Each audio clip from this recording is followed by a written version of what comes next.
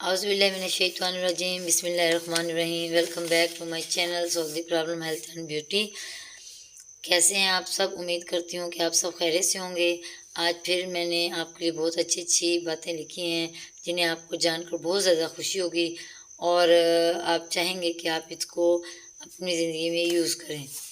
अगर आपको जोड़ों का दर्द का मसला है तो आप क्या करें, किन चीज़ों का ज़्यादा से ज़्यादा इस्तेमाल करें? आलू और टमाटर का ज़्यादा इस्तेमाल करें।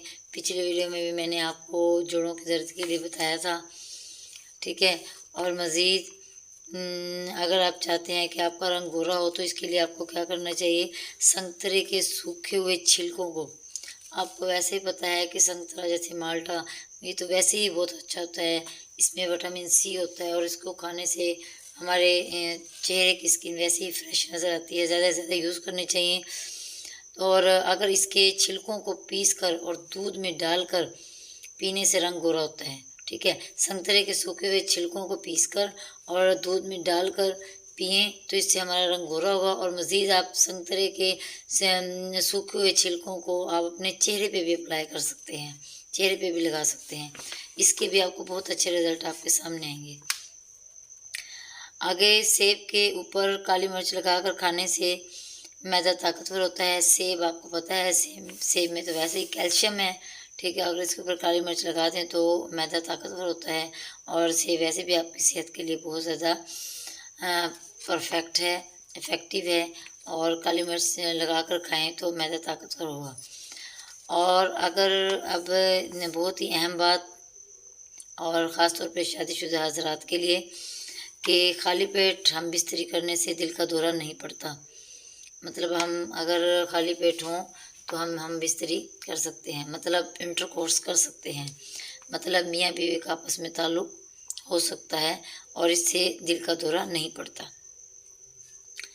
और अगर बेरी के पके हुए बेर खाने से बलगम ख़त्म हो जाती है। वैसे भी आपको पता है बेर में वैसे लेस होती है और जिनको जॉइंट का मसला होता है उन्हें ज़्यादा से ज़्यादा बेर यूज़ करने चाहिए। और अब तो थोड़ा एंड सीज़न जा रहा है बेरों का, तो बेर पके हुए बेर खाने से बलगम ख़त्म हो जाती है। और जैतून का तेल तो वैसे ही बहुत बेस्ट है। मज़ीद ये कि अगर बच्चा ज़हीन पैदा होता है, नाक पर जैतून का तेल लगाने से बच्चा ज़हीन पैदा होता है। मतलब अगर वो औरत प्रेग्नेंट है तो उसे चाहिए कि वो डेली अपनी नाक पर जैतून का तेल लगाए। उस तेल लगाने की वजह से उसका बच्चा ज़हीन पैदा होगा। और जैतून का तेल वैसे ही बेस्ट है और हमें नाक में तेल ज़रूर लगाना चाहिए। कोई भी तेल आपके पास हो तो उसे अपनी नाक पर अप्लाई ज़रूर करना चाहिए। और बच्चे की पैदाइश के बाद बच्चे की नाक पर भी ज़रूर लगाएं। मटर के कच्चे दाने चुबाने से आँखों की नज़र तेज़ होती है और हड्डियाँ मजबूत होती हैं। मटर के कच्चे दाने खाने चाहिए। मज़ीद अगर जैसे आप अपने बच्चों वगैरह को खिलाना चाहते हैं तो उसे हल्के से ऑयल में फ्राई कर लें, ठीक है।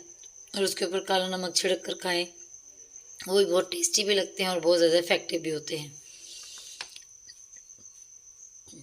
और रात को खाना करने से कभी भूलने की बीमारी नहीं होती। मतलब ये है कि अगर आप रात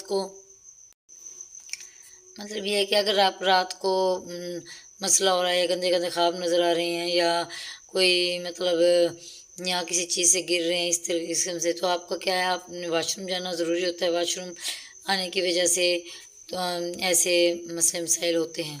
तो कोशिश करें कि रात को सोने से पहले वाशरूम से होकर सोएं। और शलजम और भिंडी का सालन खाने से कैल्शियम की कमी पूरी होती है। शलजम और भिंडी में भी कैल्शियम, मज़ीद एप्पल में भी कैल्शियम, ये चीज़ें खानी चाहिए, हमें अपने रूटीन का हिस्सा बनाना चाहिए। और फल और सब्ज़ियाँ तो बहुत ही ज़्यादा इफ़ेक्टिव हैं हमारी सेहत के लिए भी और हमारी स्किन के लिए भी।